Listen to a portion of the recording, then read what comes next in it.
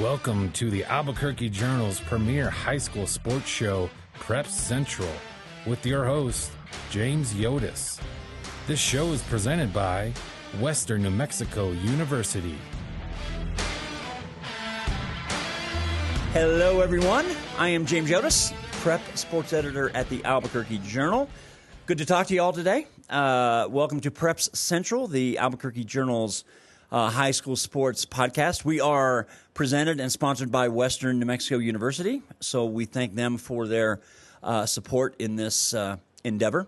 It's good to talk with you all. We're coming off some interesting football in week 4. I can't believe we're already into week 5 of the prep football season. Next week will already be at hump week. We have 11 weeks in the prep football season. Next week will be week 6. We are into week 5 this week, and we're going to talk about some of the key games coming up this weekend. But first, let's kind of hit the rewind button a little bit and visit about some of the top things we saw in week 4. I think I'll start at the top of 6A. I went to Las Cruces last Thursday to cover the game between Cleveland and Las Cruces High. Cleveland wins this game 35-25. It really was a tremendous game, a lot of fun. There were 7 lead changes, which is really unusual in any high school football game. So this game was in doubt well into the fourth quarter.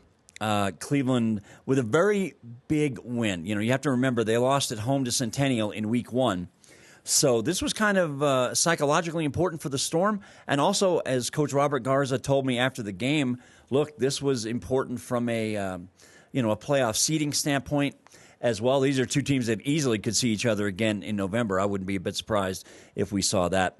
So Cleveland with a really good win. Cruces has lost 2 games now. They lost 1 to Volcano Vista. Then they rebounded with a win over Rio Rancho. Now they've lost a game to Cleveland. Cruces, I want to point this out. Cruces had over a 100-yard advantage on offense by my count in this game. I think it was about 399 to 290. And Cruces had the advantage in first downs as well. This game, to me, came down to a couple of sequences where the Cleveland defense came up really big. End of the first half, Cleveland was defending its goal line. Cruces was driving. The time was running short. And Cleveland got a stop at the 1-yard line with 1 second left on a fourth down right before the first half, which preserved a 14-13 lead for Cleveland. That proved to be very big in hindsight. And then we had a sequence in the fourth quarter where Las Cruces quarterback Gunnar Guardiola had a pass deflected at the line of scrimmage, kind of popped up in the air, and a Cleveland linebacker, John Baca, easy pick. All he had to do was basically stand there and catch it, and he ran about 35 yards down to the 6-yard line. And Cleveland was able to capitalize on that for a touchdown. Those 2 sequences, I thought, really defined this game. Cruces did not play a terrible game by any means. These 2 teams were very evenly matched, and this game could have gone either way. But Cleveland gets a very important win and goes to 3-1. Las Cruces falls to 2-2.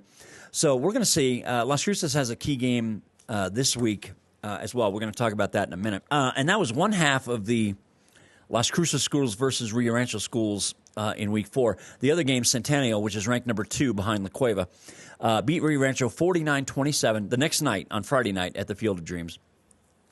And Zayden Davis, the Centennial quarterback, who might be the most valuable player right now in Class 6A football. Definitely, I think you'd have a hard time making a case for anybody else, as good of players as there are somebody like Cam Dyer from La Cueva. Zayden Davis, coming off a huge game the previous week, has another big week against Rio Rancho, 190 yards, 4 touchdowns. Centennial beats Rio Rancho 49-27.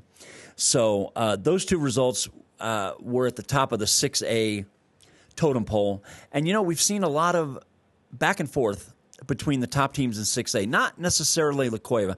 If you think about some of the top teams, you're talking about – now, La Cueva did play Volcano Vista in week 1, but that game only went a half and a couple of minutes. And La Cueva beat Volcano 21-0. But we've had Volcano beat Las Cruces. We've had Las Cruces beat Rio Rancho. We've had Centennial beat Cleveland and Rio Rancho. So these teams have been doing some juggling against each other.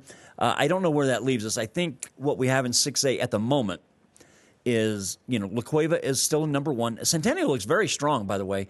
And if these 2 teams meet up, Centennial and La Cueva, at some point in November, boy, that'll be a fantastic matchup, and certainly not just a simple test for La Cueva. Centennial is certainly capable of beating La Cueva, and Centennial is certainly capable of winning a state title. But if we're talking about the top 4 in 6A right now, after we've had this flurry of games with really good teams playing each other head-to-head, I think you'd have to put La Cueva 1, Centennial 2, Cleveland 3, and probably Volcano Vista 4, since Volcano Vista beat Las Cruces. And then maybe after Cruces at 5, who knows after that? Maybe it's Hobbs. Maybe it's Rio Rancho.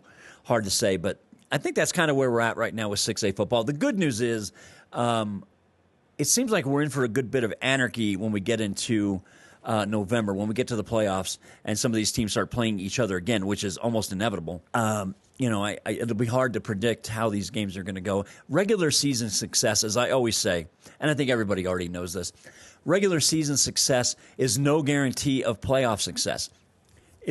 Cleveland from last year, Roswell from last year, 2 teams that dominated in the regular season but couldn't close the deal in the championship game. So winning in the regular season is nice, and it counts for cosmetic points, and it matters for seeding, but it's not a predictor of what will happen in November. But anyway, that's where we're at with 6A. Now, we had, of course, 2 big games in District 2 5A. This would be the Southern District in 5A with Lovington and Artesia and Roswell, Mayfield, Gadsden, Lovington, those teams. So last week, we had Lovington, which was ranked number 1 in the coaches' poll, playing Roswell, which was ranked number 2. They met in Lovington last Friday. Lovington goes out and scores 35 of the first 41 points in this game and ends up beating Roswell 35-21. I have to admit, this game caught my eye. I picked Roswell. I went 21-2 in my picks last week, which was pretty good. One of the 2 games I missed was this one, the Roswell-Lovington game. I had Roswell in this game. I thought their defense would find a way to keep Lovington in check enough to win this game. That was incorrect. Lovington came out huge and just put Roswell in a deep hole. And Roswell probably not built like an Artesia necessarily to come from behind multiple touchdowns. A team like Artesia throws it so well. Roswell not necessarily built the same way. So Lovington gets out to a big lead. And that, as I noted on my social media account last week, after the La Cueva Pinnacle game, where La Cueva beat Pinnacle from Phoenix in double overtime a few weeks ago, this Lovington win over Roswell I would classify as probably the second most important win we have seen by any prep football team in New Mexico this year, and certainly the most impressive, I think, if we're talking head-to-head. And this even includes 6A, teams like Centennial. This is a very emphatic win for new coach Josh Bailey. Now, where does that put us in terms of this district? Now, there's still a whole lot of games left. This was just a district opener. Is Lovington clearly the number 1 in 5A? They are right now, but that, we'll see how that pans out. They got to play Artesia. As I sit here, it's Wednesday, September 18th. Artesia is at Lovington 9 days from now on the 27th. If Lovington were to beat Artesia as well, I think that would absolutely stamp Lovington as the clear favorite in 5A for the rest of the season. But I'd rather hedge on that for the moment and see how that Artesia-Lovington game plays out. Of course, Lovington and Artesia used to be district rivals for many years, and then they were separated by classification. Now they're back in the same class, back in the same district, which is as it should be. So, yeah, Lovington clearly the best team in 5A, I think, at the moment. Are they favorite for the rest of the season? Let's see how it goes against Artesia before we get into that. And we'll talk more about that next week and the week after. Speaking of Artesia had a rare 2-game losing streak, first one they've had in a full season since 2019. They had a district opener at home against Deming. They beat the Wildcats 64-27. All their big skill guys, Ethan Kahn, their receiver, Frankie Galindo, their running back, Isaac Cazares, their new quarterback. All these guys had big nights for Artesia. And Deming had a little bit of a travel issue getting from Deming to Artesia. Their bus broke down in Ruidoso. And Artesia was nice enough to send a couple of their buses from Artesia to Ruidoso to pick Deming up and bring them into town. So Deming's travel schedule disrupted a little. I don't know if that really had a major issue in terms of the final result. But a good bounce-back win for Artesia as they avoid a 3-game losing streak. And we're going to talk more. Artesia has another interesting challenge ahead of it this week. But you have Lovington, you have Gadsden, you have Artesia, all these teams winning their winning their openers in that district. Goddard also won their opener in this district over Santa Teresa. So we're going to be following this district all year and talking about it quite a bit. This is such a fun district. It's the deepest district in any class in the state. I'll go ahead and let anybody push back on me on that one, and I'll gladly stand up and tell you why you're wrong. District 25A, the top 7 teams, excluding Santa Teresa, this is an exceedingly deep district of football teams. So, boy, so much fun football ahead over the next month and a half. So let's talk about some of the other results that I think we need to talk about real quick from Week 4.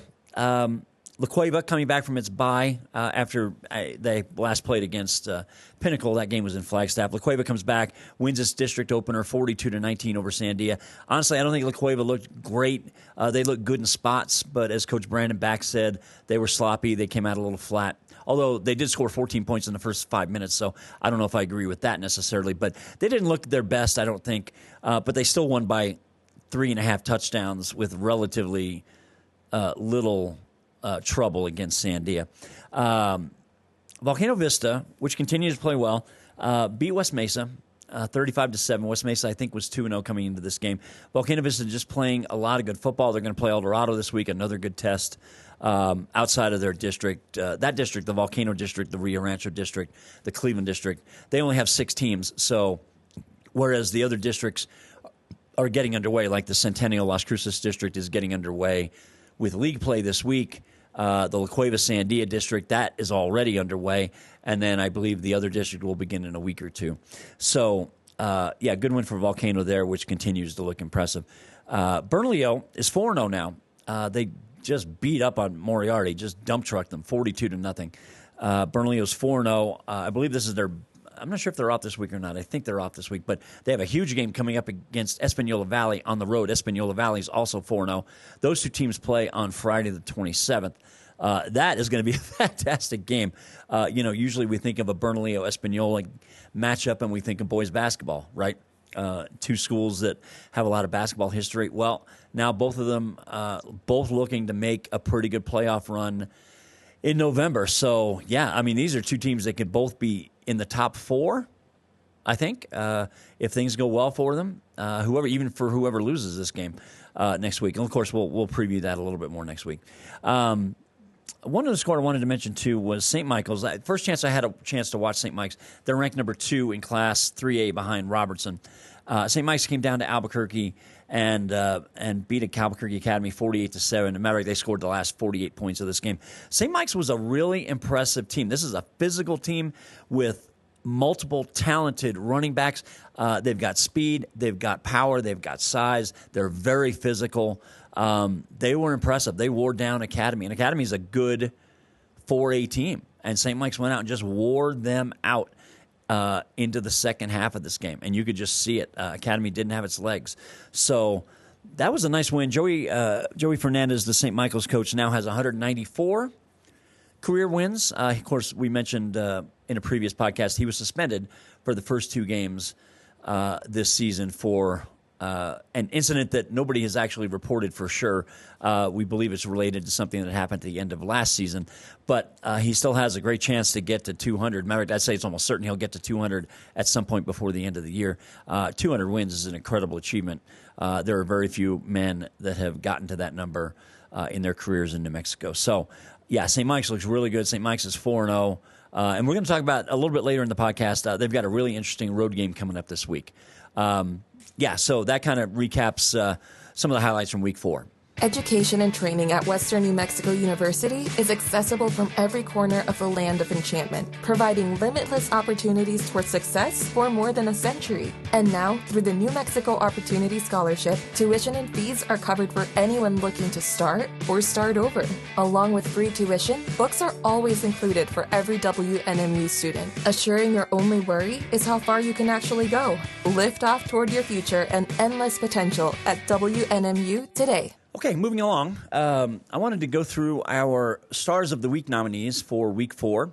We've got 7 on the board this week, and you can vote at abqjournal.com, I think, all the way through Saturday afternoon. We'll announce the Week 4 winner on Sunday. So let me run down real quick. I don't want to spend too much time on this, but we had some good variety from around the state this week. We'll start with a senior wide receiver from Los Alamos, Akeem Leha. 6 catches, 204 yards, also returns a punt, 62 yards for a score. Los Alamos just had a huge night against Highland, 69-40. Highland, I still do not believe Amiri Mumba is back at 100%. Highland's running back. That certainly is having an impact on Highland's season. Now, they're still in that district. I mean, with 8 teams, there are 6 more district games, so there's a lot of time. For anybody that lost in the first week in these big districts, plenty of time to recover from that, whether it's a 6A district or a 5A district or a 4A district. Still plenty of time to overcome an early loss in these districts, as opposed to previous years where you only had maybe 4 or 5 teams in a district and you don't start district play till the final month of the year, and you have much less margin for error, much bigger margin now. Second nominee, Isaac Cazares. We talked about him a few minutes ago, the senior quarterback from Artesia. 207 yards passing on just 8 completions. And he also ran for 2 scores, threw for 2 scores as Artesia put up 64 points against Deming. Zayden Davis, the senior quarterback from Centennial. We talked about him, 190 yards, 4 touchdowns in the win over Rio Rancho. And Rio Rancho is a very good team, so these kind of numbers I don't throw them away or toss them off as routine. We're talking about some really good 6A teams he's putting up numbers against. Chito Lumbrera, the third from La Cueva, 175 yards rushing, 4 touchdowns in basically 3 quarters of work. All the key starters on offense were out early in the fourth quarter for La Cueva. And he also caught a 71-yard touchdown pass on the first play of the game from Cam Dyer, kind of lined out wide. The San Diego defense kind of lost him, and Cam made a beautiful throw, and Cheeto runs it in for 71 to start the game. So big day for Cheeto. James Vautier, senior quarterback from Manzano. He's actually been on our list, I think, once before this year. Big day as Manzano beats Hope Christian the other day. 382 yards passing, 6 touchdowns. It's nice to see Manzano having some success. They dropped down. We've talked about this. They've dropped down from 5A to 4A. They're having some success. Stephen Johnston, the Manzano coach, former Artesia assistant coach, it's been a real struggle for Manzano the last several years. So they have dropped down, and they're having some success. This is going to be a team I'm really interested to see how this team is going to fare in district. In fact, Manzano has a home game this week against Portales on Saturday afternoon here in Albuquerque at Wilson Stadium, which is one of the really interesting games this weekend because Portales lost its own quarterback. We talked about that last week, Paxton Culpepper. So Portales is now moving forward with Plan B at quarterback. So we're going to see how that game pans out. That's an interesting game, and that's now a district game as well.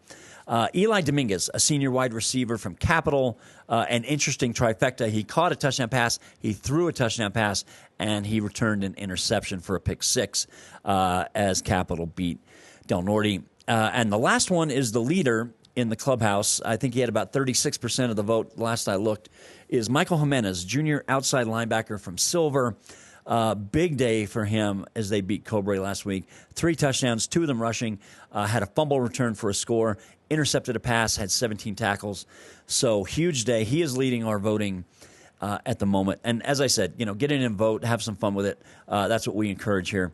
And you can vote, I think, all the way through, as I said, Saturday afternoon. Okay, as we move toward the end of the podcast today, let's preview Week 5 in prep football here in New Mexico. Some interesting matchups. As I noted, District 3 in 6A is now getting underway with league games this week. I think Centennial and Carlsbad play on Thursday night.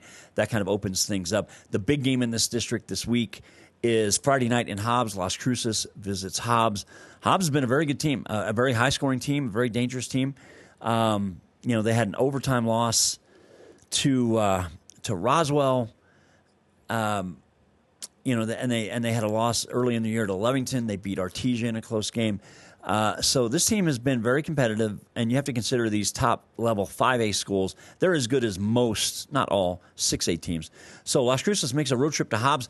After Las Cruces lost its first game to Volcano Vista, they came back with a good bounce-back victory on the road at Rio Rancho. Now Las Cruces is coming off its second loss of the year, going on the road for a district opener. And I think Las Cruces will be happy to have this game out of the way. But this is a very key game in District 3 6A. I think all the games, all the head-to-head games between Cruces, Hobbs, and Centennial, those are going to decide the district. I don't think we're going to see Carlsbad or Alamogordo or Oregon Mountain be a factor in this district. We're just not, or Clovis for that matter, which is new to this district. I just don't think we're going to see any of those 4 teams have an impact. I think the 3 teams at the top probably going to beat all of those other teams, which leaves the head-to-head games against the other 2 to kind of decide things. And this will be important when it comes to seeding.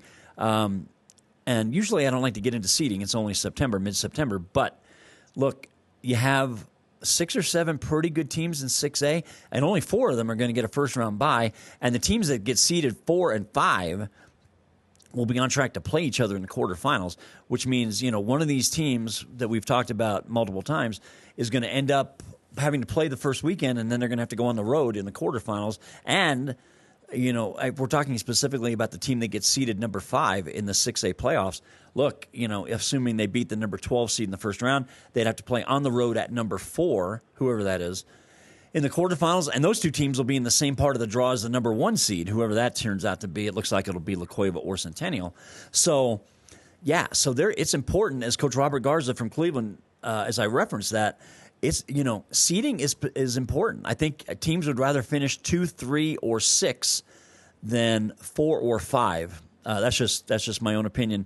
But I think those teams probably would feel like they would have a better chance to get deep into the playoffs than the teams that get seeded 4 and 5. That's going to be tough going. We have Cruces and Hobbs on Friday to open things up. Going back to District 2 5A, 2 important games. Gadsden, which is off to a 4-0 start. First time since 1997, I looked it up, that Gadsden has won its first 4 games. And, of course, Gadsden has been to the playoffs the last 2 years. They ended a 50-year playoff drought 2 years ago. Went on the road, lost to Los Alamos. They had a home game last year, I think, as an 8 seed, lost a 1-point game at home to Mayfield. So they've been creeping up on the chalkboard here. And now Gadsden, which is 4-0, coming off a win over Mayfield last week. Gadsden makes its first ever trip, according to Coach Dino Fascio, to Bulldog Bowl in Artesia. So I know he and I talked about this a couple of weeks ago. We were chatting about something else, and I called him, and we were visiting. And we were talking about this upcoming trip to Artesia, and he and his team were just so excited to have the chance to go play at Bulldog Bowl. You have to remember, Gadsden for so many years was just a very poor football program, just struggled to beat anybody. When they were playing in the upper class, I think this is the first time they possibly have ever beaten Mayfield. This one game they played last week, 28-20. Coach Fascio told me he believed this is the first time they had ever beat Mayfield. I don't know that for 100%, but he said that, and I'll go ahead and trust him on that. So Gadsden is making progress up the 5A board. And now they get a chance to go play Artesia. This is going to be a supremely difficult test. The best thing going for Gadsden, I think, is that Artesia plays a road game at Lovington the following week. Maybe Gadsden catches them looking ahead a little bit. I don't know. I don't think that will happen with Jeremy Maupin, the Artesia coach. He's very skilled, and he's very singular-minded, and they're very good at keeping everything right in front of them, meaning Gadsden this week. So that's a really fascinating matchup. And then we have 2 teams that lost their district opener. Roswell and Deming are playing in Deming on Friday. Very key game. You don't want to start 0-2, as I said. You can lose your district opener. There's time to recover. If you lose both of your first 2 district games, well, yeah, you're putting yourself in a much more difficult spot there, and it will be much more difficult to recover, especially in this district. So you got Roswell going to Deming, and you don't want to say must win because that's a little bit of a cliche, but I think there'll be a good bit of urgency for both of these teams in this district game in Deming on Friday. So I'm going to be watching both of these games pretty closely from up here. And speaking of the metro area, Farmington is down here. Farmington's already been down here to play Los Lunas a couple of weeks ago. Farmington's down here to play La Cueva. La Cueva steps out of district. This will be their last non-district game. Farmington will be here on Friday to play La Cueva. I am going to be in Los Lunas on Friday night. West Mesa and Los Lunas. This is a district game. This will be a district opener for West Mesa. Los Lunas has already played a district game. They beat El Dorado last week 14-6. Defense played well. Offense struggled. So I've seen West Mesa for half of football in week 1 against St. Pius. So we're going to see. West Mesa's got a underrated group. This game I would expect to be pretty competitive. And, of course, we mentioned Centennial and Carlsbad are going to be in there as well. Teams like Rio Rancho and Cleveland are both playing teams from El Paso this week. I'm not going to talk about that as much as they kind of finish up their non-district schedule. Cleveland's game at El Paso Pebble Hills, from everything I've heard, that's a pretty good team in El Paso. So Cleveland back on the road. This is the third straight game for Cleveland on the road. They played at Clovis, then they played at Las Cruces. Now they'll be in El Paso, and then we'll get into district next week. One other note I wanted to mention real quick before I got out of here today, something I heard at this morning's New Mexico Activities Association Board of Directors meeting. And usually, more often than not, there's not usually a whole lot of big news that comes out of these things. And there wasn't really today. But there were a couple of topics that came up that I wanted to pass along. This would be of particular interest to softball coaches. I'll be honest, one of my complaints as the prep editor here is the format for the state softball tournament is horrible from a media standpoint. I hate it.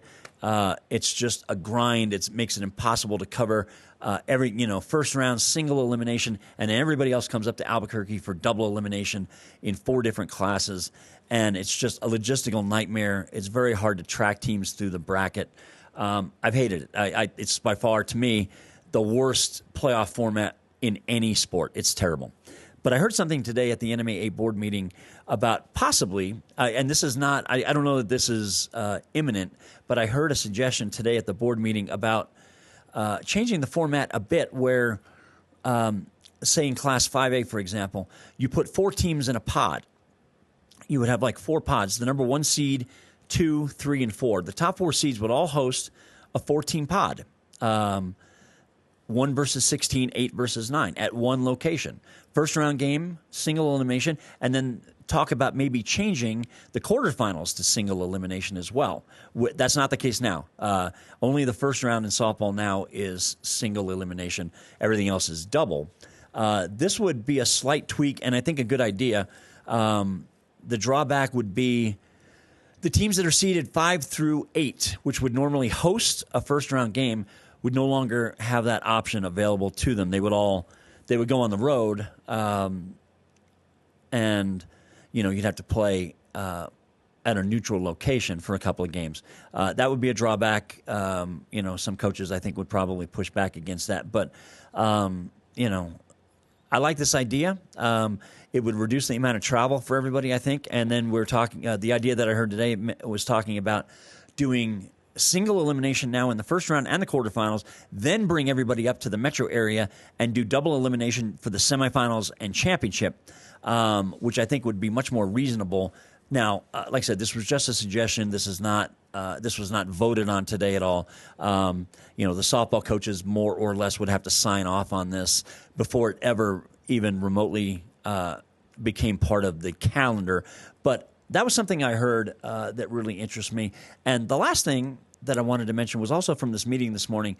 It was an interesting memo from the NMAA to football schools and schools athletic directors about making sure their facilities are up to standard to host a playoff game. I've heard this a few times at some of these NMAA meetings and from coaches that some schools don't have the facilities to host a playoff game, whether it's parking, whether it's field conditions, whether it's spectator seating, restrooms, handicap access.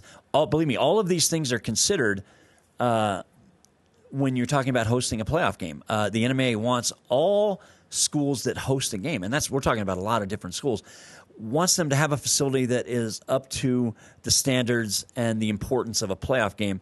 And there was a piece of paper, sort of a to-do list that the NMAA wants athletic directors to take care of at their home facilities to make sure that if they happen to be lucky enough to host a playoff game or even 2, that their facility is up to the standards that the NMAA expects. And it was made pretty clear by the NMAA that if they do not meet these standards, they risk losing a home playoff game and having it moved to a neutral location somewhere, which, of course, nobody wants. If you get a home playoff game in football, yeah, you want to play it on your campus, absolutely. For the schools that play on campus, that wouldn't apply to schools in Gallup or Farmington or Roswell or even APS where there's neutral site stadiums. But whenever possible, you'd want to host a game. So the NMAA has made it clear that they expect schools to have their facilities ready in case they happen to host a playoff game. And they're ready to take it away and even penalize them monetarily if they do not meet the threshold for having a facility ready to host a game. So this could be something interesting to see going forward. I think basically the NMAA is trying to light a fire under some schools, and I don't want to name any. I've heard a couple, through back channels over the years that people have complained about that just were not maybe up to the expectation that you would want if you were a visiting team. So I think the NMAA is just trying to let everybody know, look, get it ready or we're going to penalize you and we'll move your home playoff game somewhere else. That would be a major embarrassment for anybody. Nobody wants that. So I hope to see some proactive work on that from some of these schools going forward. Anyway, I wanted to mention those two little news items that came out of today as well. And as far as everything else goes, that kind of wraps Preps Central. Like I said, we're into week 5. We will recap everything next week. Yours truly is off to Seattle this weekend to see his beloved Dolphins. I get back Wednesday afternoon, a couple of hours before my podcast. Let's hope there are no travel issues. I'll be back and I'll complain probably about Tua being out and the Dolphins losing a road game. Anyway, in the meantime, enjoy week 5. There's some good games out there. Be safe, have fun, and we will see you again next week. Thank you for joining us. You can find this episode and all our podcasts on the Albuquerque Journal website, abqjournal.com, as well as on YouTube, iTunes, Spotify, and SoundCloud. If you enjoy our podcasts, please like and subscribe, and consider becoming a digital subscriber to the Albuquerque Journal to help us continue to bring you more content like this. See the show notes for a discount on a digital subscription. Thank you for supporting the Albuquerque Journal, New Mexico's leading local news source.